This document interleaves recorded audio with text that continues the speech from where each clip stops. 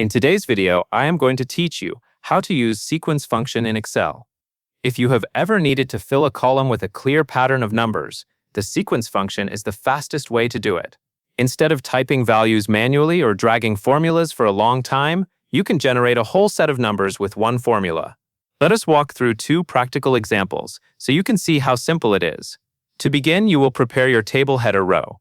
Type serial number into cell A1. As you do this, notice that cell A1 is the top left spot of your sheet, and it is perfect for a label. This label helps you remember what the numbers in that column represent. Next, you will move down to the first cell where the sequence value should start. Click on cell A2 to select your sequence formula starting block. This is important because the formula will populate from that cell downward based on what you specify. Now, enter the first sequence formula. Type the formula =sequence 5 directly into cell A2. Take a moment to look at the parentheses and the number inside, because the sequence function uses parameters to control the results. Press the Enter key to let Excel compute the sequence. Once you press Enter, Excel should automatically populate numbers 1 to 5 instantly downwards, starting at A2 and continuing to the next cells below. This example is the simplest form of sequence, where Excel creates a single column with 5 rows. With the first sequence complete, you will set up the next test column. Type Custom Step into cell B1 for your next test column. This new header will tell you that the next set of numbers is generated with a custom step size, not just simple counting by ones.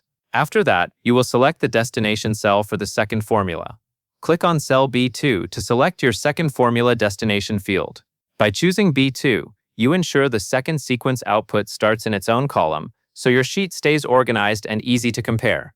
Now you will enter a more advanced version of sequence that includes additional parameters. Type the formula =sequence 51110 directly into cell B2. This time there are multiple values inside the parentheses, and each one controls a different part of the sequence. The first value, 5, specifies the number of rows you want.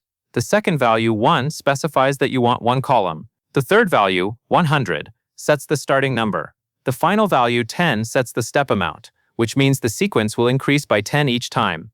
Press the Enter key to start your sequence. Immediately, Excel should begin at 100 and count upward in increments of 10, filling down for 5 rows.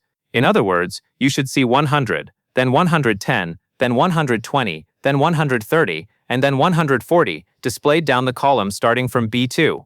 At this point, you have created two useful sequences side by side, one that counts from 1 through 5 with the default step of 1, and one that starts at 100 and increases by 10 each time.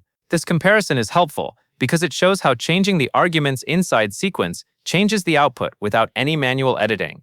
And that covers everything you need to know, and that is all there is to it.